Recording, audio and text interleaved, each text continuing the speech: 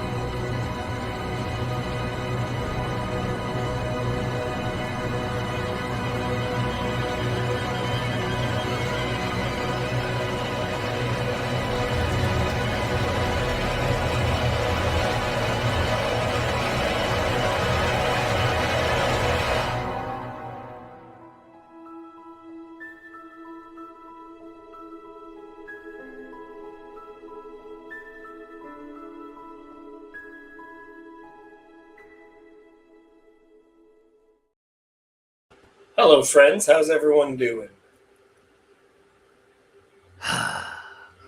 Oh, what does that mean? It's been a been a week? week. It's been a week. My car is in the shop, and life is 100 times more challenging than it was a week ago. I don't think I knew you had a car. You seem like the kind of guy that might operate separate from vehicles. I very often seem like the kind of guy that I am not. I don't know what that means. Yeah. It's a lot of ways. I don't know. I have a very, I don't know, not counterfeit vibe, but I don't know. I like surprises, so I guess I like surprising people. Part of my thing is I try to not interrupt people when they're describing who they think I am, because I want to know I want to know that information. So when we went to Midwestuary, Neil explained me to a couple of people, and I was like, "This is interesting," because it's not everyone's understanding of me. It's yeah. Oh no, like there are multiple me's. So when I meet somebody who I've not met before, like, oh, we've heard so much about you, I'm like, which one? Because Balloon Matt is very different from, I don't know, like Bible study Matt or teacher Matt, and it's. I like this. Grim is saying, I like these three guys. Someone grab a timestamp for tomorrow. Cassandra says, you heard the general. Yeah. This is great. Great. Yoav, I still have not seen you. Do you ever come to this continent? To the new world, as they say? Well, I used to quite a lot. I used to have a lot of business. Used to come at least once a year. Okay. I'm rapidly approaching retirement, and I'm really not interested in anything related to work anymore. Okay. Now it's up to the wife to plan a vacation in the US, but the world is big. So many places we still haven't seen. And we've done the States one with the kids. The West, Yellowstone. Oh, okay. Wow. Very cool. And I used to do a lot of East Coast when I was working there. Mm-hmm. When Boston was a high-tech mecca, I wrote 128, was it? Yeah. I don't even know how I would sell my area to get you anywhere near me. Canada? Yeah. We've been to the Canadian Rockies with the kids. Oh, that's very nice. That is so far away from me, but it is very nice. It's much nicer than where I am. Where are you in Canada? I'm in Ontario. And I'm fine. Yeah, I'm not far from the border. We'll just say that. I mean, it's 3 hours away, but not. Yeah, I've been around there, the Niagara waterfalls again with the kids, and I had a bit of walk meetings. I'm old. I've done a lot. Yeah. That's even closer to me. And I don't want to do any more of it. Yeah. Ooh, I like this image of you again. The pretend version of you that you are floating everywhere like enough. I don't deal with helium though. Those tanks are so heavy. Yeah, I can imagine. Okay, guys, let's get into the Bible story. This one, man, does this cover a bunch of different topics, which is exactly what makes things fascinating for me. Different topics. I mean, I enjoyed it when it was high politics and wars and kings and generals. The minor stuff, let's see. just story it. I guess that makes sense. Everyone has their bits of interest. Some people like the battles. Okay. Here we are. Matt, you appear to be home. Yes. Are you actually home? Hard to go places without a car. Last time I said home, it turned out. Yeah. At one point, I thought you were at home, and it turned out. At one point, I thought you were home, but you were actually in a library. So, okay, that seems right. Who's asking about Hello, can I read? Kirk, it is good to see you. Matt is reading first because I already said so.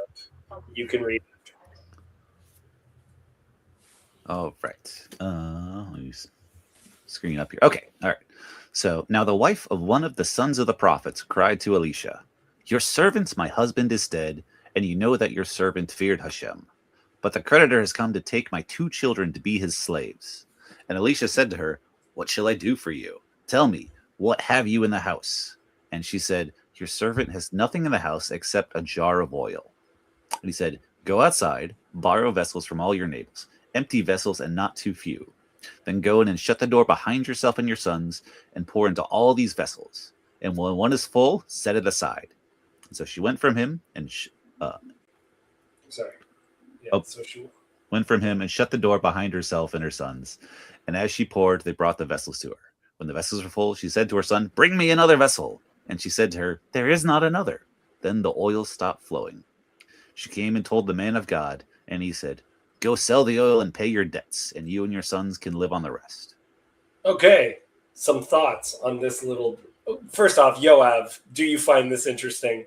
Is this just boring to you? Because no nations are going to war with nations. Well, in order to make it interesting for me, I would wonder, does it connect to any previous story? I mean, we had lots of sons of prophets in the previous story. Maybe that is one of the sons of prophets that appear earlier in the story. And if we are sticking to stretching the term children in the previous chapters to mean one of the sons of the prophets, maybe Elisha has something to do with its death, and maybe he's morally obliged to do something about it. That's interesting. That's one. Second, it teaches me the price of oil. If for so much oil you can pay your debt and live for a while, it means that olive oil was quite expensive at the time. Yeah, we get this idea that it's during a time of famine. Do you, Yoav? I know some Middle Easterns do. I know Maltese, which is my background, and Italians will do it, where they don't just use oil for cooking oil. It is the meal. You'll just have bread and dip it in oil as the whole thing. So if you're lucky, you get a little bit of balsamic vinegar. Like in a good Italian restaurant, always put oil and wine or vinegar in front of you. Do you guys do that? The poor would have basically pita bread and oil and some herbs and onions. Yeah. In Malta, the basic sandwich is called a hubs bizet, and it literally translates to just oil on bread.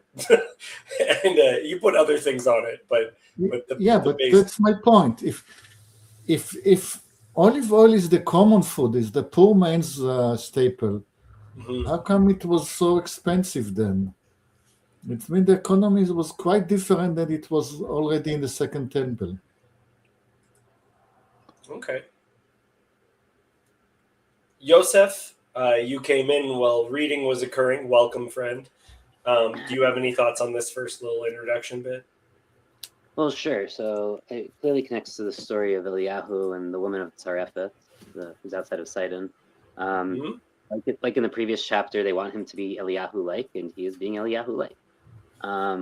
That's right. But it is also interesting that this. So, did this son of the Nevi'im, did he die in the war that we just talked about? How is his death connected? Like, is there any responsibility? Because we know for Eliyahu, the reason the woman in Sarepha needed stuff was because he caused the drought, a regional drought, right? Like that was the whole thing. So is there a link where Elisha is somehow responsible, indirectly at least, for this death?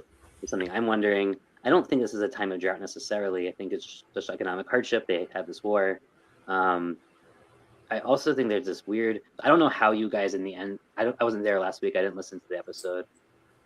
I have a very different reading than most of the end of the previous chapter, which is the firstborn that's taken and killed by the king of Moab is the son of the king of Edom, not the king of Moab's son. The text is ambiguous, but we do know of the people would like kings to ensure that other kings wouldn't go against them and would have if you didn't really trust your ally, and then you would have their children as like we know this from as like you would have their children as captives and you would kill them if need be if you were betrayed.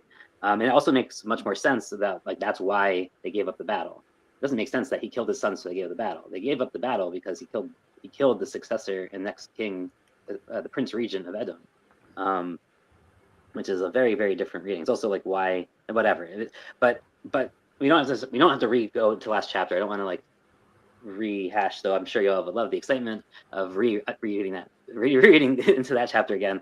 But here it's also about the potential death or taking away of the sons, right? So it's a very interesting thing, right? Where I think there is a contrast or something happened. Whether you think it's the king of Moab's son or whether you think it's the king of Edom's son, something is happening here. That is just fascinating to me. Where they yet more sons are now kind of at risk, and he's going to have to save them. He's going to be Eliyahu-like. There's also this funky thing where last time, so Eliyahu saved them with the same miracle, but with flour, if I remember. And now it's with oil. Of course, I always think about Stregonona because the Stregonona story is kind of like based, like when she keeps making the pasta that never stops out of the pot. Yeah. I love that. But these are the like for me when I think about flour and oil and like in a biblical context, it's specifically for making the mincha offering, which is like kind of a bread or wafer or whatever offering. And there seem to be something like mincha is also, even though it's normally not what it's called for an animal offering, that is what Eliyahu calls his offering on Carmel. It's at the time of the mincha. It's literally how it's kind of the story is framed. So there is this very interesting thing going on with this offering or with this specific framing, because it's not just like a sacrifice. It's a very specific type of sacrifice. It's one of the few. If you like, you bring it for lots of things. Like it accompanies up. Like it's the carb right that comes along with the meat offering in many cases. For the priest, but also when it's offered on its own, it is offered on its own a couple times. The high priest brings a mincha offering every day. It's offered every Sabbath as the loaves, right, as a special type of bread offering, the 12 loaves. But the one that this makes you think about the most is that when you can't afford to bring a sin offering, which is for an unintentional sin, right, but you can't afford to bring it, to bring a large mammal, right? Then you can bring birds. If you can't afford to bring the birds, then you bring just a mincha, a plain mincha offering. So like without incense. Usually the mincha has incense also, or specifically not incense, but which one? Not myrrh. The other one. Wow, how would you say it in English? Lavona. I can't remember how to say it in English. Okay, it'll bother me. But you bring it without incense, and that's what this is. So maybe this is something like his way of bringing this offering of the poor for a sacrifice of a sin that came out of his negligence, sort of. It's interesting. But he's providing it, right? Anyway, another bunch of random thoughts. That's very interesting because the last chapter, it specifies that when they listen to Elisha about the coming of the water, it says it's at the time of the morning sacrifice. So it again it's framing the timing based on those things. I really like the tying in with Elisha, which is I think quite clear, and it's very important. You had even said this. Sorry, frankincense is the right word. Thank you, Brent. But it's not oil. You have to bring the frankincense as not crystals, but like in chunks. You can't Yeah, it yeah, has to be pure frankincense. Grains, that's the word. Grains. In this section, I believe you had mentioned when we were talking about the previous Eliyahu story, it does seem quite obvious to me that the New Testament writers liked this chapter a lot. They use it a bunch. There's a bunch of the feeding of the 5,000 in this. When Jesus is speaking about the role the Gentiles are going to play, he specifically uses this story and the next chapter to talk about the role that the Gentiles play in God's story. There's also go ahead. The borrowing of the vessels is very reminiscent of the borrowing of the vessels in Egypt. Right? Say more about that. Oh, I mean, right? The Jews borrow, quote unquote, right? The gold and silver vessels and clothing, from the Egyptians. The Egyptians let them borrow. I mean, they give it to them. They don't. It is not stolen. It seems to not be coerced. There is this weird story about, later about the Egyptians like trying to sue them for getting their stuff back, and also another story where the Jews actually lose the stuff because they said they were going to borrow it and they never returned it. But either way, neither of those is exactly connected. But yeah, this sounds a lot like a lot like the borrowing of the vessels from your neighbors, and especially borrowing it for oil, because in the Midrash, at least, the Jews are like, the reason the Egyptians are okay with giving the Jews the stuff in part is because when the Egyptians had darkness and the Jews had light, the Jews didn't use that to steal the property of the Egyptians, even though they could have. And they didn't exact revenge, and instead they actually helped the Egyptians in the darkness survive the darkness. So the Egyptians give them the stuff out of indebtedness, but it's like the connection between light and darkness and oil in poverty, and especially oil and light, right, are connected because these are oil lamps. Right, that's the other thing. We think about oil as food, but the primary use of oil in this period is not food, right? It's the power source. It is for lamplight. It is also for like lubrication, for like kind of machinery to some degree. For very basic things. It's also used for treating leather and treating wood so that it lasts longer, right? We have in the eulogy for David, when he says the shields haven't been treated at the death of Jonathan, and they'll snap. Like, right, the oils are so important to this economy and to function in the world. And as not a cleaning agent, but something for the skin and for like the faces of animals as well, like to treat. From what I understand, shepherds would put it on the face of their sheep for like infections and stuff like that, and there is also this weird thing with the doors. It came up earlier. I haven't really studied it, but there's like a whole thing with doing things behind doors. We're gonna have the prophets get really annoyed by Jews doing idol worship behind doors, and like Isaiah and Jeremiah. But here in the earlier Elisha story, the door thing comes up a bunch. Sort of like the window thing coming up a couple weeks ago. Of course, like this isn't a royal door or whatever. Everyone has doors, but no, that's coming up later in this chapter. The healing behind the door. Yeah, we get some weird. Yeah, we'll see. Keep hearing. But also, sorry, just to connect it as well, the later bits, the resurrection of the child, is definitely also used in the resurrection of Lazarus as an image of that, where the person requesting the healing is actually quite upset about the matter. They're angry with the person.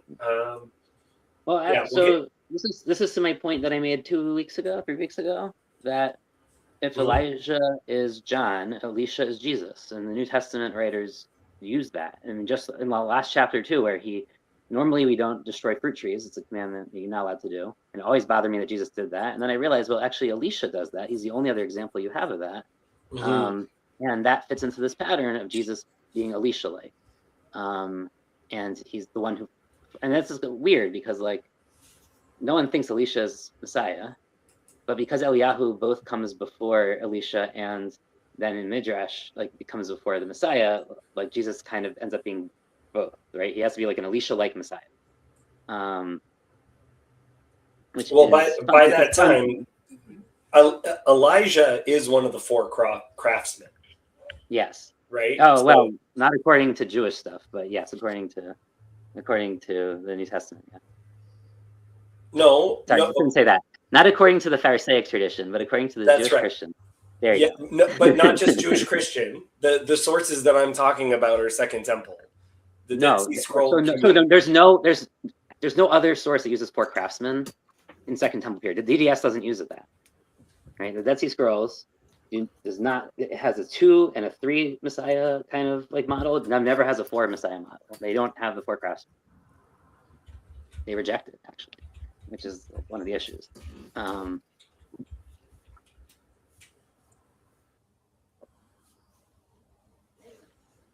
it's not clear to me that the Christians have it either. Okay. I mean, does anyone else have any other ideas? I don't want to get into it right now. But there, yeah. Who is the Christian Gehazi? Is that Judas? That's the question. That's a that's a very good question. Okay, the four. Sorry, I know. Whatever. This is. I could do more work. In the Talmud, the four craftsmen are discussed in Babylonian Talmud Suk 52b Rav Hannah Bar Bizna attributed it to Simon Hasida and identified the four craftsmen as Messiah ben David, Messiah ben Joseph, Eliyahu, and the righteous prince. So we can talk about it more later. Okay, but do you disagree with this statement?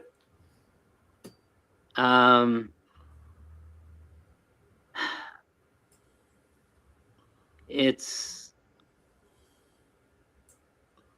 sort of. We can talk about it. Okay. Either way, around that time, there was an idea kicking around that 300 years later, but yes. At least. Okay. All right. That's fine.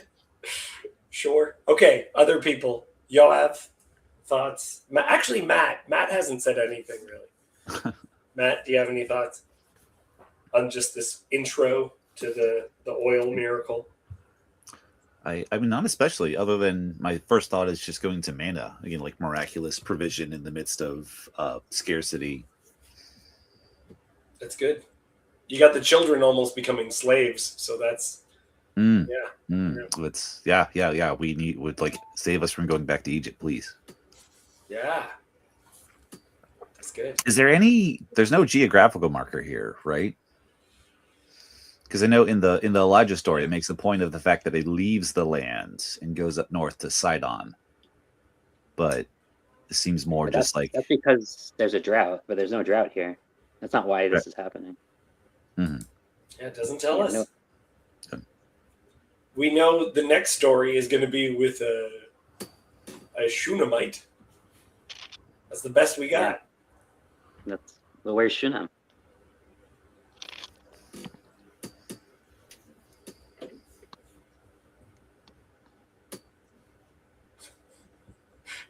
Grim, we can't right now, Grim. We can't, okay? I'm sorry. Sorry, my friend, we can't. Yoav. Yoav. Do you have anything that you want to add before we continue on? No, not at the moment. But about the location, my first guess would be when we had last seen 50 sons of prophet. Where was it? Bethel? Yeah, that was one of them. So, I mean, unless every city would have 50 sons of prophet, and then it really explains why you cannot get a proper job as a son of prophet if there's so many of them.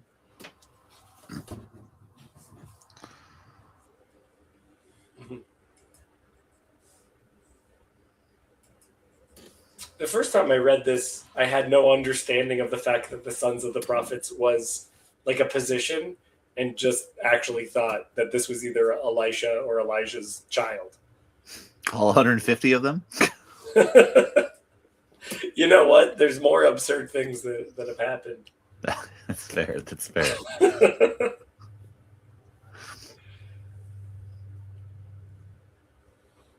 Can you explain what is Grim-Grease wanting? I mean, we're not going to dwell with it, but I just don't understand what he wants. There's these very common conspiracy videos about the Talmud. There's also plenty of debunking ones of these, exactly what he's talking about, but of statements that have been taken out of the context of the Talmud and translated weirdly, generally, and not, and they've been fed into the kind of conspiracy machine, and he wants us to debunk them at some point, or not debunk them. Probably he doesn't want us to debunk them. It's grim. He wants us to address them, but it has been done many times before. If you want me to send you links, I can. I think Jacob actually has a video about it already. But yeah, if you want to have a new discussion about it, I guess. Yeah. Yep. Okay. Kirk, you have been waiting so patiently. Such a gentleman you are, Kirk.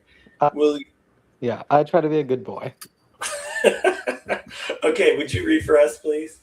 One day Elisha went to Shunem, where a wealthy woman lived, who urged him to eat some food. So whenever he passed away, he would turn in there to eat food. And she said to her husband, "Behold now, I know that this is a holy man of God who is continually passing our way. Let us make a small room on the roof with walls and put there for him a bed, a table, a chair, and a lamp, so that whenever he comes to us, he can go in there." That's so nice. They make him they give him a little side room. A little mini home? Profit trap. They're trying to get him to stay specifically at their house so they can eke out all of the benefits that come from association. It seems like that. I don't know. There's something in this that feels flirtatious to me. That's probably incorrect. No, I don't see that. No, yeah. That's what I'm saying. I said it's incorrect. Yeah. But notice the connection to the Transfiguration there and building little booths for people. Yeah. Yeah. Yeah, the making of a booth, without a doubt. Do you think this is tied at all to Sukkot? Do you think there's anything to that? This is not tied at all to Sukkot. I think the Transfiguration is, but I think the Transfiguration is taking that and taking this, because it's making a booth and filling it with light. And, Okay. Yeah. They're playing with the two images and throwing them together. Okay. This answers the question we had so many months ago about furniture. Mm-hmm. I doubted whether the ancient Hebrew house would actually have a bed and a chair and a table. But it seems that the rich people really had a table and a chair. Mm-hmm. And this is a surprise to me, but here it is. That's good. The jumping from the story of one woman to another, I think, is interesting as well. There's something about that. I don't know what the link is. It's a sample, because we had a poor woman, and now we're dealing with a rich woman. I think it's just sampling the population. Mm-hmm. Mm-hmm. That's This also is interesting. Like, tragedy comes to both classes, but in different ways. Yeah, that's good. This is also a common story. I'm sure the Orthodox would jump all over this. The idea that it's the woman who first notices. The husband is just kind of playing along to what the wife is initially saying. She's the one who brings him in and says, "We got to set something up for this guy." No, it's the same thing. Wait. It's the wife of Manoach and Judges. We've had it before in the Bible. Yep. Just to clarify, when you say Orthodox, you mean Orthodox Christians, not Orthodox Jewish people, right? Yeah. Though they're very big on this idea of God like the female is set to the frame that the masculine operates within. That's something that Well- people like Pajot talk about a lot. Correct me if I'm wrong, Yusuf, but isn't there an idea in Kabbalah of like the divine feminine, like the Shekhinah, or am I misunderstanding this? I mean, there is, but it's not connected to this point. Yeah, it's Okay. a different. Though, I mean, there is a general idea that in Judaism, even outside of Kabbalah, that women are more spiritually attuned. So yeah, Yeah. she's like, and women are going to turn to God faster and look for prophet. Like, yeah, so that, like, look for prophecy. It's also like why the kind of generally culturally there's this thought that they will fall to witchcraft more, like because they do seek spirituality more. So it's kind of there. Achilles. It was explained to me. Tell me if I'm not if I am correct. But there's a couple of commandments that are binding on men that aren't binding on women, and so the question is, well, why do men have to do this? Like, why with the what's it called, the tefillin and stuff like that? And the explanation was, well, men have to do this in order to be facing towards God, whereas women are already in that position, sort of a thing. That is one explanation. It's not my favorite, but Not your favorite. I'd love to know your favorite now. That's a long discussion. There's a lot of reasons that have been given. I think most of them are post hoc. Okay. Either way, a bed and a place to study for the prophet, or write. Maybe write. It's talked about prophecy as maybe a form, like expressed as poetic. We don't really hear about prophets writing their own stuff down until Isaiah's school, and even then, like Jeremiah is really the first explicitly to say it. Yeah. It's a little early. Table, chair, and lamp. Yeah. Is it an eating table? Is it? I don't know. Interesting. Yeah, why not? They eat at tables in the Book of Ruth. I don't understand why that would be different. And God has a table, obviously, and yeah, like tables are part of the culture. Okay, cool. Okay, Kirk, will you? You finish this part of the story. We'll get to I'll get Matt to start reading in a second. Okay. One day he came there, and he turned into the chamber and rested there. And he said to Gehazi, his servant, call the Shunammite. When he had called her, she stood before him, and he said to him, so say now to her, see, you have taken all this trouble for us. What is to be done for you? Would you have a word spoken on your behalf to the king or to the commander of the army? She answered, I dwell among my own people. And he said, what then is to be done for her? Gehazi answered, well, she has no son, and her husband is old. He said, call her. And when he had called her, she stood in the doorway, and he had said, at this season, about this time next year, you shall embrace a son. And she said, no, my lord, O man of God, do not lie to your servant. But the woman conceived, and she bore a son about that time, the following spring, as Elisha had said to her. That sounds like Yitzhak, doesn't it? Yeah. Even the mocking. And standing in the doorway, and this is super. Mm-hmm. This is exactly like the Isaac the Sarah story about hearing that she's going to have a kid. That's right. Except it's not the husband being told; it's the prophet telling the wife directly. It's the prophet telling the wife directly. It's a huge difference. But there's also some fun wordplay going on in verse 13 in the Hebrew. So it's how did your translation have it? It's weird. This trouble for us. But in Hebrew, so the word is charada, which is playing. Earlier we had the word cheder, which is she's making him a room. So they've transposed two letters that almost look exactly the same. But charada is usually like trembling or fear. So it's a very funky usage here. Like, why have you've like made yourself tremble upon us or for our behalf, and why have you gone through like all this trembling, which is a very different read than why are you going through all this trouble, to me at least. It's much more emotional, like why are you why are you so emotionally invested in this, but in kind of a like it doesn't read to me as like what's your game here, woman? Right? It's not. It doesn't feel in the Hebrew. It doesn't feel as kind of quid pro quo utilitarian. Like there's definitely this play on like emotion that's very clear there that we don't have on the other side. And there's also this funky thing going on where like the word for like small is also the word for child, right? So she's making him a small room, and we're gonna get that. We kind of get this like there's a little bit of play, but I don't think they actually call the boy here a katan. But in the other story, they call him a katan. So I'm wondering in the Eliyahu story. That's interesting.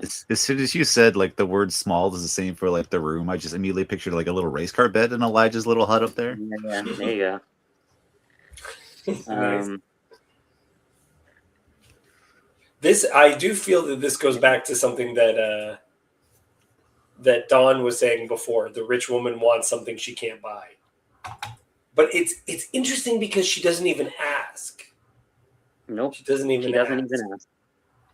Yeah, it's just noted she doesn't have a child. She doesn't believe him. She tells him, "Don't say things you can't follow up with." Right? Like it's not like it does. Yeah, it doesn't seem to be her introducing the idea. I don't even think that she thinks that he can do it. I think like he does it, and then she's a good person. And I believe later on in the passage, once she loses him, she gets upset. Like, I didn't ask for this. Why are you going to give this to me just to take it away again? Yeah. Right. It's all good. Yeah. Oh, Don. Oh, this is just a stab to the heart. At some point, it's easier not to even hope for it. Wow. Okay, I think this might be why who is the daddy? Like there is the prophet turning aside, he has his little kind of room, and by the time I come back here in a year, you're gonna have a little one with you. Well, that depends on the understanding of the term Ke'et Chaya. I always understood it to be within exactly a year. So if a year passes till the baby is born, it's not anybody present in the room at the moment. But I see that the English translation means next spring, which also makes sense in Hebrew. Then it could be somebody in the room. Yeah, because Ke'ed Chaya is also just a direct quote from Breshit in the Sarah story, right? So like whether it's literal or whether you're intentionally referencing, that's also part of it. Yeah, but what does it mean there? Exactly 1 year or in the spring?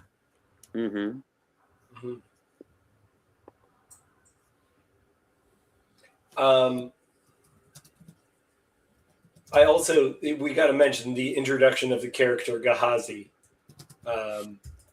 Gehazi is a fascinating character who the Midrash makes much out of because the text does little with, but it's so crucial, the bits that he does. So he's right now the in-between. What does the word Gehazi mean? Usually in the Bible, names have meanings. Yeah, the Valley of Visions. Gehazi. Right? The Gehazi. Okay. So you have to say Gehazi. Okay. When this is perfect, right? Because this is when we were talking about all the valleys and things where they're looking for Eliyahu, like the whole thing we had earlier. And Gehazi is literally the valley of the vision, right? The question was Gehazi gay.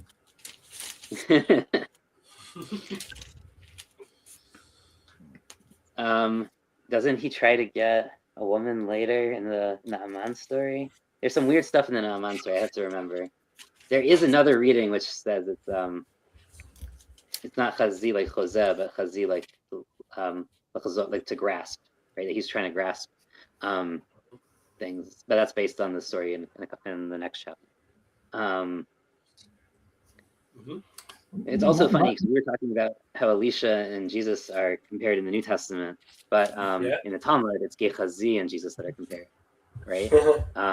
That they're both people that were dealt with too harshly, and if they hadn't been pushed out, things would have gone better for them and for the Jews, right? Like they're That's kind of another interesting little twist to all this story. It's an interesting perspective. Okay, I want to get to the really cool part of this story, because the story has not been cool enough.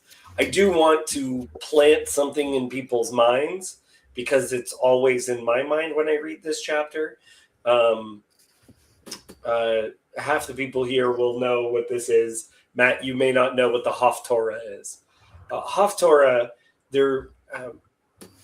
some of why it starts might be legendary, namely that there's like a period of time where the Jews are not allowed to study Torah. So instead of studying Torah, what you do is you break down how to read the Torah in a year. And what you do with the Haftorah is, if you weren't allowed to read Torah, you had a different section of scripture which you could read that would remind you of the story which you're not allowed to read. And no, is that...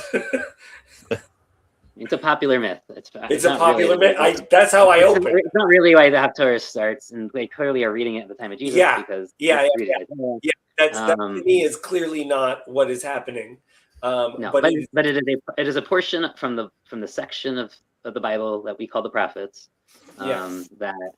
Which includes, unlike, let's say, the Christian breakdown, the prophets includes the histories and the prophets, right? So includes Kings and Samuel and Judges, Joshua, and then also Isaiah, Jeremiah, Ezekiel, the 12 minor ones. And it's a selection from there that, it's usually on theme with, or at least somehow connected to the Torah reading, though not always, because sometimes it's connected to the holiday or to something like the time of year. And there's a whole bunch of other stuff. So, and in fact, it seems like that was the original Haftorah, was not that it was connected to the Torah portion, but it was connected to the liturgical calendar, which is... And to me, why I think it continues to be valuable is not just for liturgical purposes, but that image that a lot of people have seen where the Bible is making connections between certain stories, and every now and then even earlier today on this chapter, we talked about how there's bits in this chapter that are used in other places. The Haftorah shows us a very old version of people understanding one passage through another passage, right? Understanding the prophets through the Torah would be something that I think it illustrates. I can. And so, but to your point, so this is a Haftorah reading that we do. I mean, yes, for the binding of Isaac. The binding of Isaac. That's right. So the binding so it's very interesting, because we already made the parallels to this kid's birth being a link to the birth of Isaac, and there becomes a conversation within rabbinic Judaism. Actually, it's the longest conversation. The binding of Isaac has a lot written on it, and I think this story is part of where. The story that we're talking about is part of where some of those ideas come from. Well, so the first part of the chapter we do read for Isaac's birth, and the second part we read for the binding. So we actually do have both parts. We don't read this chapter as one, because it's not one chapter in Hebrew. It is two separate. Right. A comment. We passed too quickly about the conversation. Elisha is asking her, do you want me to introduce you to the king or to the minister of defense? And she answers, within my people I am sitting. And in Hebrew, she is not described as a rich woman, but as a big woman. Mm-hmm. And I think the story she is aristocratic. She's older. A woman of substance, we might say. Yeah. Of blue blood. Whose circumstances have brought her to Shunem. And first assumption is that she wants to go back to politics, to go back to the life of the palace.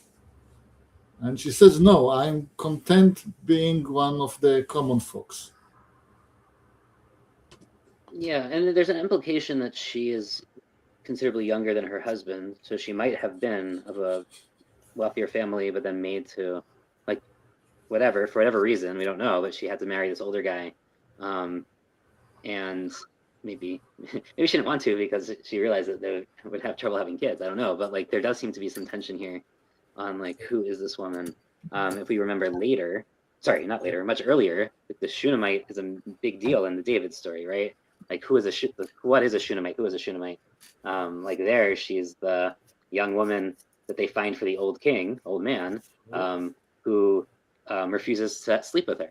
Right, so we have, whether you believe that piece or not, whether you believe he slept with her or not, like here, this actually seems to reinforce the idea that he didn't, and that this is the same type of woman who is kind of plucked out of one context, thrown in another. There, it's the opposite, where she's put in the royal house. But again, you have this young, old, and not having kids, not sleeping together, sort of story going on. Yeah, but women usually marry up. It's an unusual circumstances that she landed there with the old man. Yeah, but there's a lot of instability. The royal palace of the Northern Kingdom is very unstable. Shunem's north, right? It's by the Israel Valley. So she might have been from the previous dynasty. Like there's no reason, like they do marry up. There's no reason to think that she was in good circumstances. Exactly. So I'm thinking that there is I'm sorry that I'm always looking at the politics. No, that makes sense. I think there's a lot of politics behind this story that is not told. Mm-hmm. I think you're right. Yeah, that it's idea. It's going to be super important for the next section with the Naaman. This is very important because we're going to have the same pattern where we have a Sar Tzava, right? He is the head of the army. There is someone who wants access to him. We have a lot of these same words, and like she says, like don't mock your maidservant. The maidservant in the next story, which is a little girl, like an actual little girl, is going to be very important. She's in fact contrasted because in this story we have the Isha Gedolah, and there we have Na'ara Ketana. Right, we're going to have this very strong contrast between the little girl and the big woman, but they're both see themselves as mere maidservants who don't want to speak up and have to be pushed to. And to be specifically pushed to like talk and then ask, so they want to talk to the head of the army, right? They have that same exact thing going on. Oh, that's interesting too, because Naaman is upset that only Gehazi comes out. He's like, I thought the prophet was going to come over and like wave his hands or something. Like, I came all this way. He didn't even do like extend his hand and say a blessing or anything. Yeah, and here it's going to be sort of the opposite, right? Where like Gehazi, like he almost gets like rushed by. Like he's there to kind of like he goes ahead of the prophet to like find out what's going on, but like he doesn't actually find out what's going on, and like the prophet like basically beats him to the punch, and like this woman, like and her son, right? He doesn't even know that yet, but like he knows to care about her, and like shows her that, but then he doesn't. And we can talk about it in the next chapter. Why he doesn't do it with Naaman is really important because he wants to take him down a peg and humble him. That's a whole part of the story. Doesn't need to happen in this story. It's not a woman that needs humbling. Even though she is an Isha Gedolah, she's already been humbled in many ways. And she needs to be made to feel greater again. She has to be restored. Whereas he needs to be brought down, right? So there's this contrast. Well, let's get to the story that we are talking about. Are we gonna be able to cover it today? Oh man, I don't know, man. Yeah, we're getting there. We haven't even finished this story yet. We have to finish this story first. Okay, all right. Wait, what do you mean? Do you mean talking about the resurrection story, or you want to plant here? I respect you. No. Finish the resurrection story. I think we probably stop at the end of the resurrection story. Though. Yeah. I don't think you have time to get everything. Well, the other one takes 2 seconds. It's about stew that tastes like death. I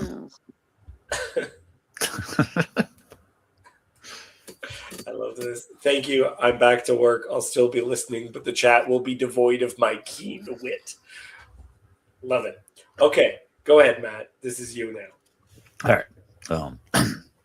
When the child had grown, he went out one day to his father among the reapers. And he said to his father, "Oh, my head, my head." And the father said to his servant, I just carry love him to his mother. Sorry. Okay. Are you intending for this to be hilarious? Just give it a little extra oomph. I love this. Like Keenwood emerges. But then he just walks out. It's just like, oh, daddy, my head hurts. And the kid's just like, take him to his mom. She's already showed herself to be the real force in this family anyway. She knows what's it's up. so interesting. All right. And when he lifted him and brought Among, him to his mother. Sorry. Grimm wants reference to Among the Reapers because of his love of the Reapers. Yeah. I thought that was a very curious phrasing as well. Well, it's an actual reference to the Ruth story. Like we'll talk about that, right? But that is the other time this phrase is used exactly. Yeah. To go out among Tables the and reapers. reapers. Yeah. All right. And when he lifted him up. Yeah, go from and when he lifted him. Oh, all right. And when he had lifted him and brought him to his mother, the child sat on her lap till noon, and then he died. And she went up and laid him on the bed of the man of God, and shut the door behind him and went out. Then she called to her husband and said, send me one of the servants and one of the donkeys, that I may quickly go to the man of God and come back again. And he said, why will you go him today? It's neither a new moon nor a Sabbath. And she said, all is well. And she saddled the donkey, and she said to her servant, urge the animal on. Do not slacken the pace for me unless I tell you. And so she set out and came to the man of God at Mount Carmel. Okay. Fascinating. Okay, so I know. Tell me the Hebrew. The translation is playing with you a little bit. So there's no O, my head. It just says my head. It just says my head. You added the O. Well, because sometimes in Hebrew you emphasize something by saying it twice, right? Yeah, so but they're adding an interjection. Yes. To carry this interesting thing, the way they're carrying this child is very sweet. I don't know if you get that. There is this, right? Why does she bring him up to that room is kind of funky. And then she doesn't say all is well. She says shalom. But shalom can take a lot of different connotations. And here I would say it's taking the connotation of like, be quiet. Not like all is well, but like, like chill, or not chill. It's the wrong word, but like, it's going to become a key word in the rest of the story. So we should really talk about they're going to say shalom when things are not good. And this is tied into shalom, say shalom to the one who is far and to the one who is near, is super tied to this. Like that's a verse from Psalms, but yes, Luke is interpreting this as chillax. Yeah, my kid's dead. Chillax. I know. Well, also, her lack of response, though, she does not tell her husband. I can't imagine, right? She's saying like, do this all fast. I mean, I don't know. She doesn't say fast. Oh no, she does say. The husband says, "What's going on?" And he says, one of the possible it's either shut up or don't worry about it or like goodbye, like all these things. Yeah. Yeah, it could just mean goodbye. Yeah, like I'm heading out. And it is interesting. I don't know if it matters, but it's it's a female donkey. It's a female donkey. She's like preparing it, like so. There is this kind of image I get of like when Abraham sets out in the morning with his donkey, or Bilam with his donkey, right? Where you have this this preparation. But here the running makes it different. The running is unique. Yeah. Can you explain what this business with new moon or Sabbath? Why would be a good reason to go and see the man? So that if you remember in the story of Shmuel, Elkanah and his family go up when it's a holiday. And we have also in another story, it's also in Judges, that generally when people would go to the prophets, I think in Saul, I think it's in the Saul story when he's looking for the female donkeys. They also talk about, I want to go up to the prophet and ask him a question, to Samuel. That's also like, but it's not the right time of year for that. And then we have the new moon feast with David in the palace. It's very clear that like these were times when people would gather together, but especially go to the prophets to kind of either be taught Torah or to learn or just to something, learn what their prophecies are with them.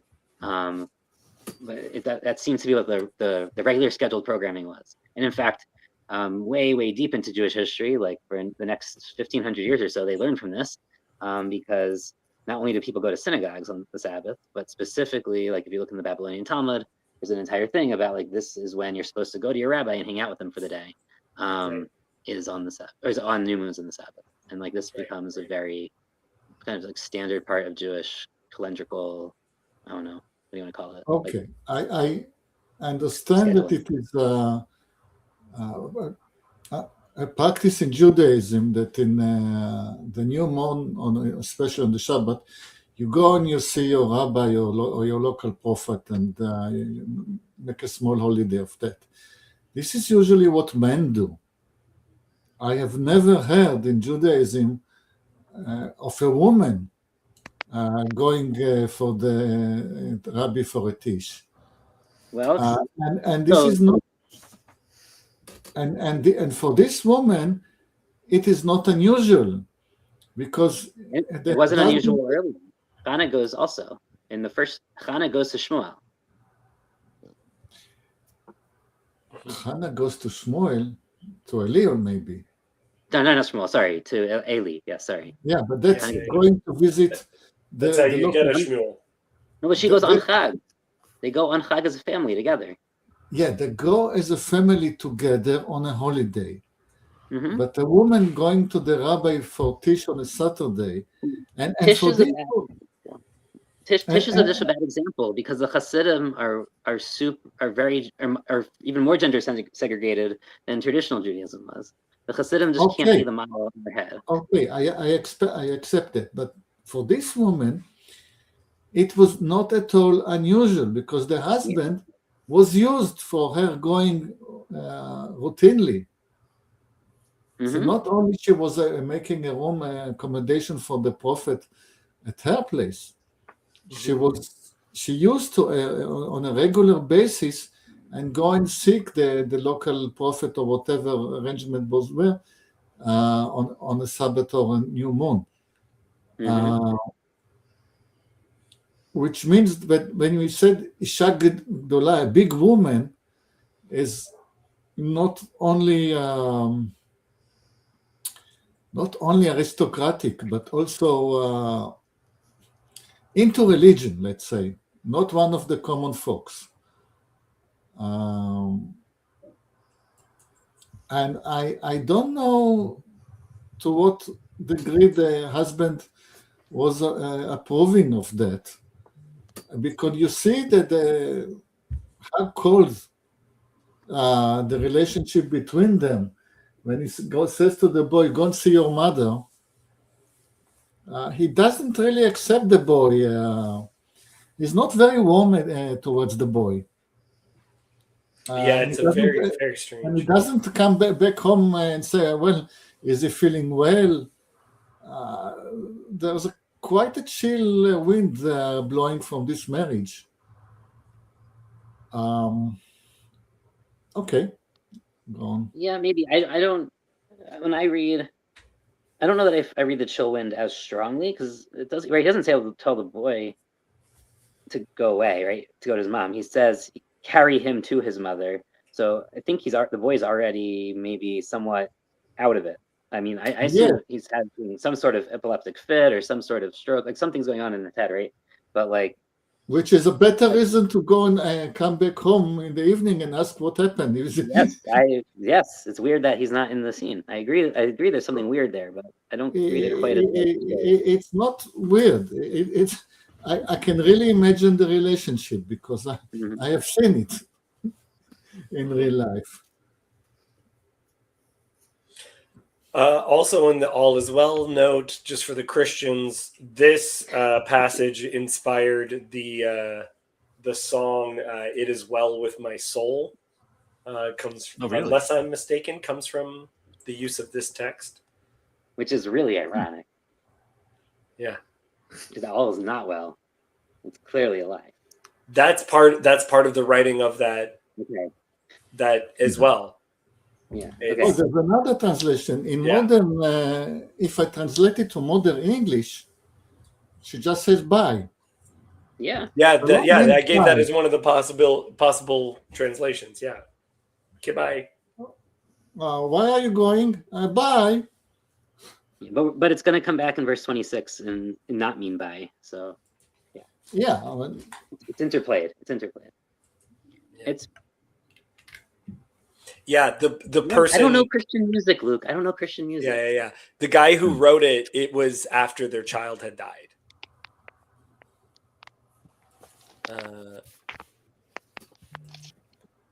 Yeah.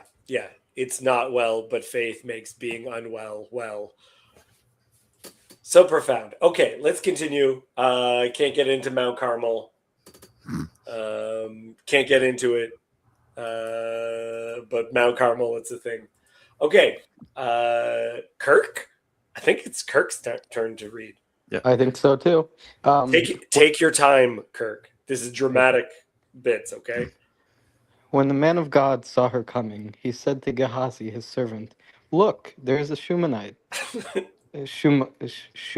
Shunammite, but at once to meet her and say to her, Is all well with you?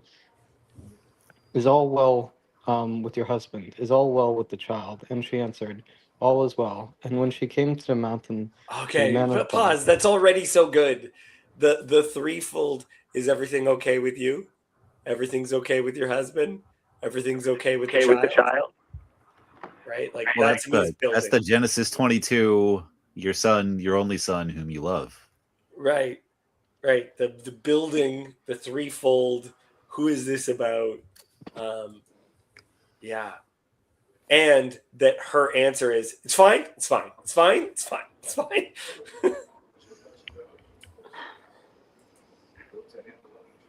Okay. Continue from verse 27. Does anyone have anything else they want to throw into that? He's up on top of the mountain. We've had this, the prophet on top of the mountain. We don't have to talk about Carmel, but we've had this image already with Eliyahu. Yeah. We also had it with Eli, though. And this brings us back to Eli, right? Because Eli, when he sees the people coming to tell them that they've lost the ark in the battle, and he falls back and he falls off his chair and dies, right? And he hits his head, right? He's seeing them from the top of the mountain, and he's seeing and he sees from their movement that something is wrong, right? And this is not mind reading, but the prophet has emotional intelligence and can read body language, and there's something's up, in a way that maybe the next person next to him can't. Yeah, Eli is blind at the time. He overhears it. Oh, but you're talking about here. There he overhears it. Yeah. We also have this interesting thing where she, in the beginning of this story, she tekazekbo. She tries to grab him to feed him bread, and here she's trying to grab him at his feet. And we have this kind of this repeating little refrain of she keeps trying to grasp what she can't grasp in some sense. There is a strange push and pull about faith in this story, because she seems to go directly to the prophet, wants to tell him face to face, but there's also this not even asking the thing. It's there's a strangeness, and I kind of see that in her not telling her husband as well.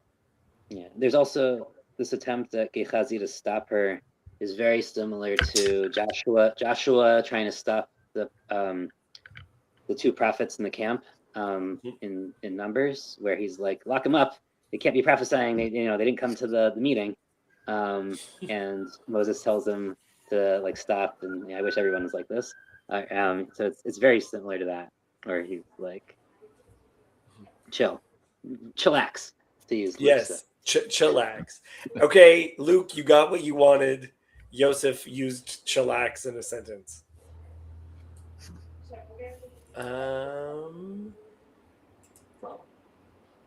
So that follows later, the eating something that you find in the field that makes you sick. Okay. Okay, let's go from 27, shall we? Kirk, continue reading. And when she came to the mountain to the man of God, she caught hold of his feet. And Gehazi came to push her away. But the man of God said, Leave her alone, for she is in bitter distress, and the Lord has hidden it from me, and has not told me. Then she said, Did I ask my Lord for a son? Did I not say, Do not deceive me? He said to Gehazi, Tie up your garment, and take my staff in your hand, and go. If you meet anyone, do not greet him, and if anyone greets you, do not reply, and lay my staff on the face of the child. Then the mother of the child said, As the Lord lives, as you yourself live, I will not leave you. So he arose and followed her. That sounds. Gehazi, Oh man. Okay. Yeah. Let's pause. Pause a second there. There's So- so much in that little bit. So not to greet people is to not say shalom, though greet is really to bless in the Hebrew. Yeah. So here we have like, don't do this whole shalom nonsense. Let's not waste any more shalom.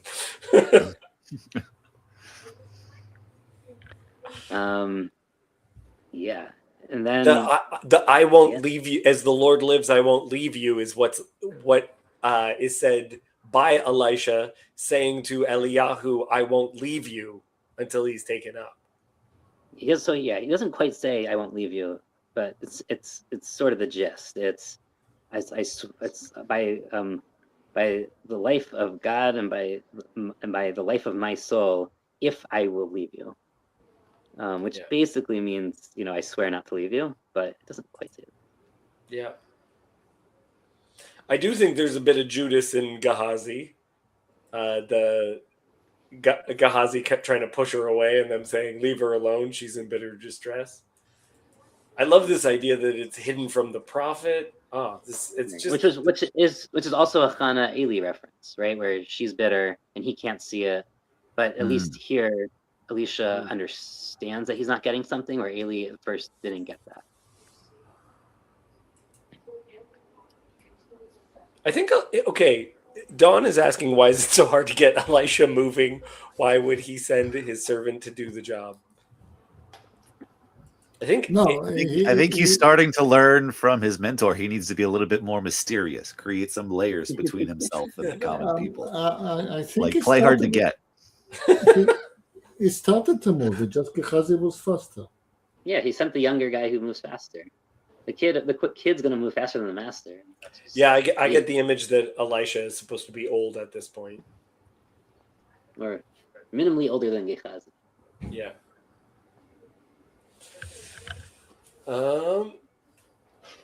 Okay, so Gehazi's gone before. Just finish the paragraph for us, Kirk.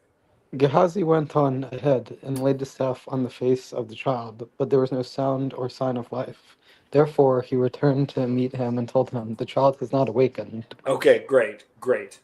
I like the use of the laying the staff on the child. We'll see that being used in a second.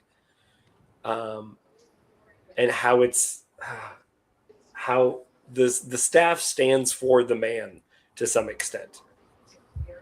Yeah, but it's also a smooth surface that you could see breath vapor on. Yeah. Like from a materialist point of view. What if instead of breath it was a sneeze? Mask up. Okay. They use the staff so they can keep social distancing. Exactly. It's 6 feet. 6 feet. Yeah. That's how big the staff is. Good.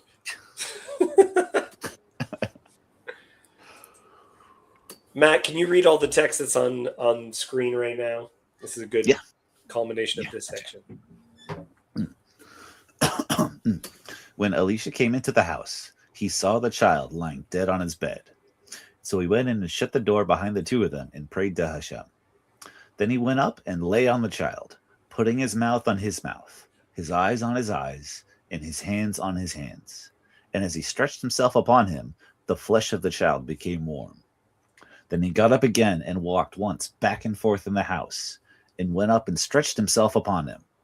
And the child sneezed 7 times, and the child opened his eyes. Then he summoned Gehazi and said, Call the Shunammite. So he called her, and when she came to him, he said, Pick up your son. And she came and fell at his feet, bowing to the ground. Then she picked up her son and went out. So interesting. I love that he does it first and it doesn't work. and then he does it again. They like the lying on him face to face, right? It doesn't give an image of like it's impossible not to see CPR, but it doesn't say he's breathing into him. No, Not to say he mouth to can't mouth. be. Yeah, Yeah. he's clearly putting pressure on his chest and giving him mouth to mouth. That's not the way that we would do it. Well, what's the eye to eye bit though? Yeah, because it's weird. His face is like actually facing his. I can't with this being CPR though, because like I've been trained in CPR multiple times. I was a Boy Scout. I did all that stuff. And when you're talking CPR, we're talking about reviving someone. You're talking about every minute you are losing percentages of the chances of this person being revived. This woman lays the kid down dead, runs to get him, and then walks back. Like Gehazi runs first, but then they're walking back. Like I know, Yosef, you're not going for a naturalistic explanation. It's just, to me, the connection with CPR has to be incredibly minor because or he invents CPR and they don't know it, so like they wouldn't know that every minute counts. No, even if he is doing CPR, the amount of time that is elapsed, this child is brain dead. That's what it. Yeah, no, it's a miracle. Clearly, it's a miracle. It's not really CPR, but I mean, you do take breaks between rounds of compressions. Like, it's not totally like crazy. It is hard not to think about it as someone who's also in CPR. I get it. And can you please tell me about the translation of the word sneezed? It's not sneezed. Forget it. It's not sneezed. He's a rare. Because I have the image of what we've all seen, which is after someone gets CPR and then they cough up the water. You know, they go. So what is? There's no water here. But... So what is Zorer? How do you translate it? I mean, it's a hepax legama. It's the only time it's ever used. The Septuagint cuts the word out completely. The Peshitta, which is the Syriac translation, says it like is basically like to gasp, which makes a lot more sense. Yeah, 7 times. And the exact phrasing, up to 7 times. Yeah. It's more like somebody was writing a recipe than somebody describing it. I love it. We got a resurrection recipe. There is another way. There's another way to read it, which is that izorer is actually a verb that Eliyahu is doing to the Na'ar. Not that something that the kid does, but something that Elisha does. There is an argument. It's not. I don't think it's a great one linguistically, but there is a parallel, I think, in Arabic that it might mean to compress. So here it'd actually be do 7 compressions, which then, of course, people like because that's really CPR. Well, and even still, I wouldn't give that. Like, again, it still gives it a miracle because it would be reenacting creation. No, I'm reading. ויזורר הנער עד 7 פעמים, ויפקח הנער את עיניו.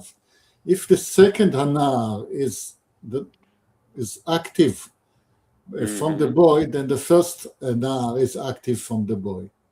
That would make sense. As I said, it's a stretch. There's also this weird vayighar, which they translate as stretch, but like, it is a bit weird.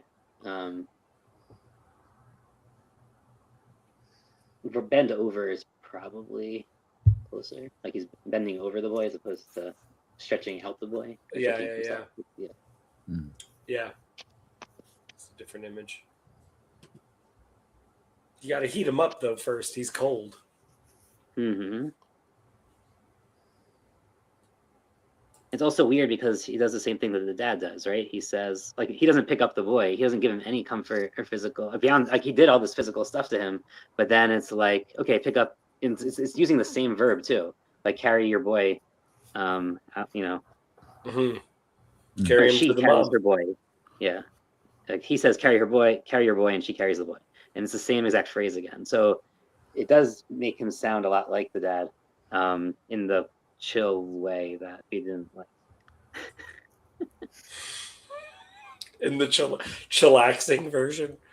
Yes, not. Guys, I really can't do past 2:30, so we gotta get to this ending. Kirk, will you read us this last section? This last section to me is a little bit silly, but I do think it all connects. We've bookended with food miracles. And Elisha came again to Gilgal when there was a famine in the land. And as the sons of the prophets were sitting before him, he said to his servant, set on the large pot and boil stew for the sons of the prophets.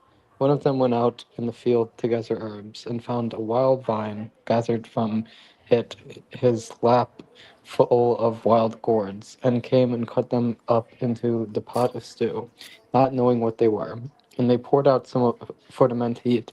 But while they were eating of the stew, they cried out, O man of God, there is death in the pot, and they could not eat it. He said, then bring flour. And he threw it into the pot and said, pour some out for the men, that they may eat. And there was no harm in the pot. I don't know if this is an expression. I do say, if food is bad, oh God, there's death in the pot.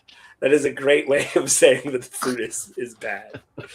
But you get a notion of, because you have things like mandrakes and things like that it might be related to, like that it's poisonous. People all above are talking about, is the child poisoned? What are we talking, like, what are the possibilities?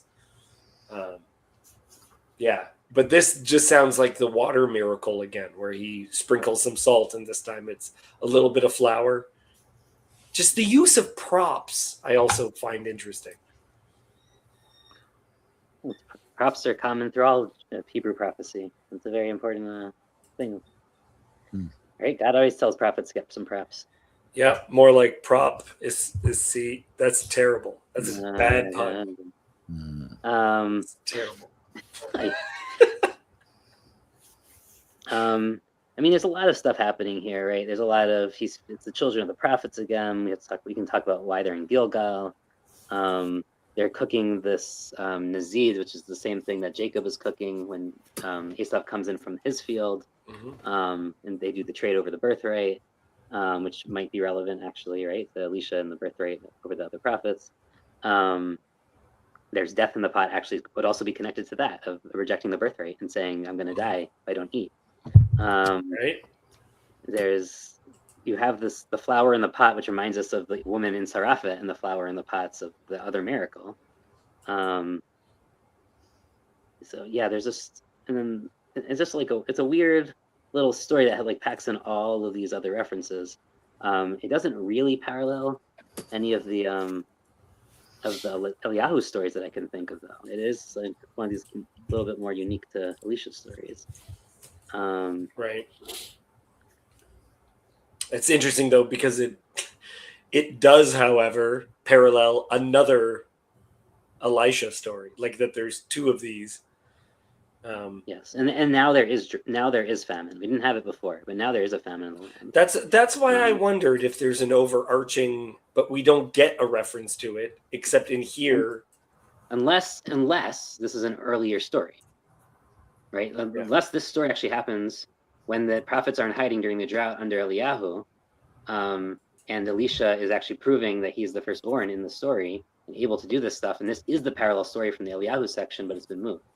Yeah, that in and of itself is very interesting. No. This said, Elisha returned to the Gilgal. It's not the beginning of a story. But a lot of the Eliyahu stories, they're coming and going in that sense. It doesn't. Yeah, but it's not Elisha's origin story. No, because he's returning to the Gilgal. Fair enough. It also does a really cool thing. The gathering of the herbs in Hebrew is laket orot. Orot is not really herbs. It's Yoav. With lights. Yes. Yep, an olive. It's to gather the lights. It's this weird little thing happening where he's gathering illumination. I know, but this is why I don't understand what he's doing at all. It was not gathering lights. Well, okay. I don't know if I know enough about this because things like gourds, in some translations, is translated mandrakes, which has its own reasons for it. This is definitely not the story. And the people who do mandrakes are connecting it to the story of Leah and Reuven, but it's not the same word at all. And there's no vine, and here there's very clearly a vine. Okay. Mandrakes don't grow on vines. Can't work. Right. Okay. Okay. Good. Was there a Excellent. well when the Israeli was in the desert? Was there a well, the name similar to a what? Sorry, repeat?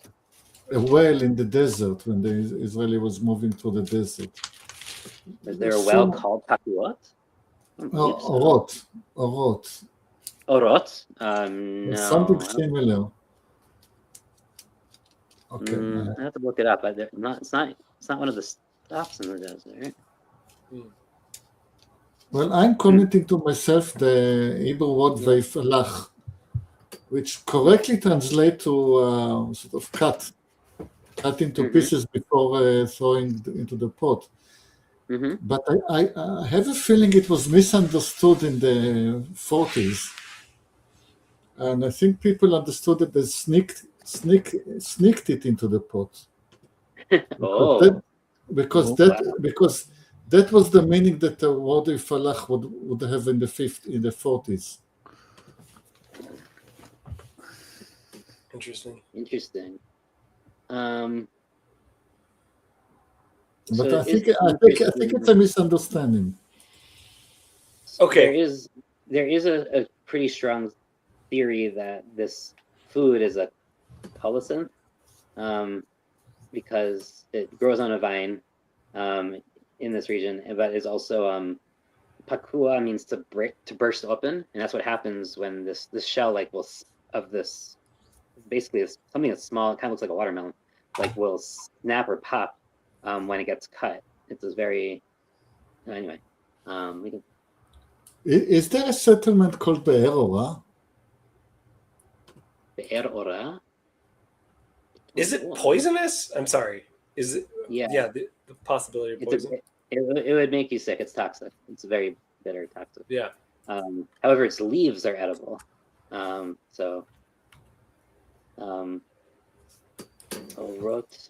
Anyway. Okay, let's finish off this. I don't even have anything to say about the end, but I just want to get to the end so that we had a clean break. Matt, will you finish this off, please? Sure. So a man came from Baal Shalisha, bringing the man of God, bread of the first fruits, 20 loaves of barley, and fresh ears of grain in his sack. And Elisha said, "Give to the men that they may eat." But his servant said, "How can I set this before 100 men?" So he repeated, "Give them to the men that they may eat, for thus says Hashem, they shall eat and have some left." So he set it before them, and they ate and had some left, according to the word of Hashem. Okay, again, feeding of the 5,000 clearly takes from this language. So, by the way, one of the funky things about poisons from gourds, including colocynth, is that starches actually do trap the poison in them, and you do use them to prevent toxic poisoning from toxic gourds. So that's not just a miracle. That's actually just more hey, this is a scientific fact, which is pretty cool. The way that active charcoal is often used for poisoning now in emergency rooms. So before they had active charcoal, you could use starch molecules to do something very similar. Just throw a handful of flour into it; it'll be fine. Yeah. Can I answer Yon Godin something or not? Yeah. Go ahead. He asked about the word Aryota for lioness. It's nothing with the Greek. Aryeh is a lion. Arayot is plural of a lion.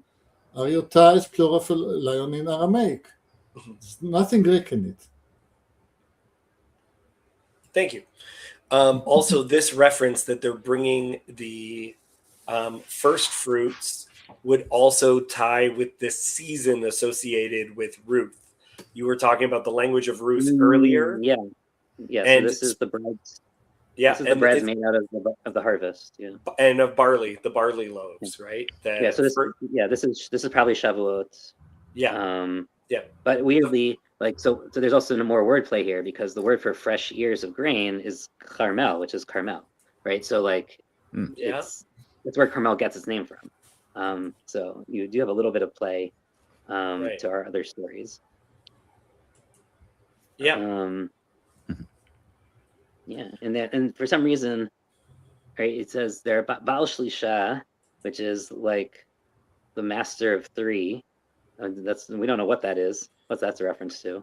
Like it's why is this place called that? I don't think we ever hear about it again. And then he has to feed 100 people, which is like 2 groups of 50, right? So there's some other funky things going on here. Right? Yeah. Yeah.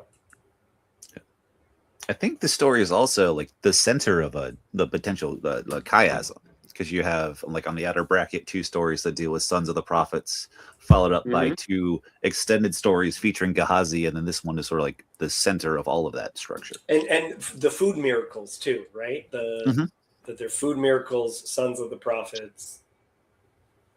Well, I think the last one is the floating axe head, which isn't quite a food miracle. I'm not sure because the chapters are later editions, and we're going to have more stories in Elisha that seem to tie into these same themes and reflect each other. So the next story of Naaman seems very related to the story of the great woman and her son. So like I feel like there is a chiasm here, but I think it's a lot bigger.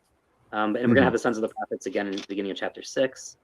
So like I feel like the Elisha cycle and with the Elijah cycle are like in chiastic structures, but I think they're a lot bigger. But I think it does keep you staying, because after the floating axe head, you have like you go back to international politics, right, with the famine in the city and the lepers, right? Well, so we have the personal story of Naaman first, and then we have right, yeah. From Navan, then afterwards you got the floating axe head, and that's another large story that's kind of equivalent in kind of like scope to what we did last week with chapter 3. The story of the famine in the city with the 3 lepers, to me, is like that's like my favorite side story. Like, yeah, it's one episode and it's incredible. It's another good Haftorah. In fact, all these are basically Haftorah portions. We really like the Elisha stories. He gets a lot of play. He gets a lot of that's good. That's good. Okay, guys, I got to get back to work. Okay. I've already started actually in the background. Kirk, do you have it? Go ahead. I just wanted to notify Yosef I have a question for him in Discord, but that's all. Got it. You will, Yosef, look to be bothered, okay? It's easier to answer a Kirk question than a Grizz one. But if Grizz wants to do that, it's something we can. That's the clip. He said he wanted clips from this one. That's the clip right there. It is easier. Yeah. Yeah, good point.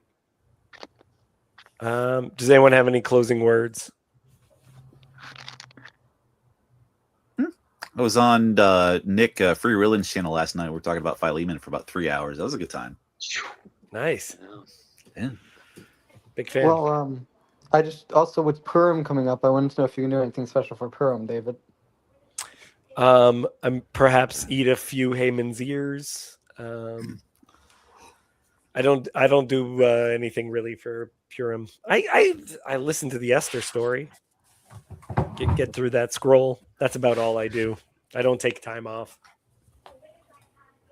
I don't fast for 3 days. Oh Lord, what is he doing? I don't fast for 3 days either. You know what? You just fast for 1 day. We're what is wrong with all of us? נכנס אתה מרבים בשמחה. Oh, right. Wait, for Purim, you have a mask of yourself? So strange. You can do whatever you want. There's no rules.